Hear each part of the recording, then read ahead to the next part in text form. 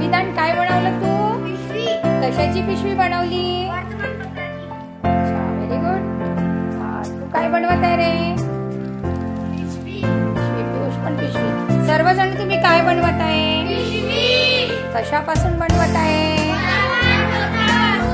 वर्तमानपत्राला आपण अजून काय म्हणतो? न्यूजपेपर म्हणतो. आणि मराठीत आपण त्याला का बरं कागदी पिशवीचा उपयोग करायचा आपण? कशाने? प्लॅस्टिकच्या पिशव्या वापरू नये, पॉलिथिन वापरू नये म्हणून आपण काय करून राहिलो आता? कागदी पिशवीचा वापर करत आहे. कशासाठी पिशव्यांचा वापर होतो बेटा?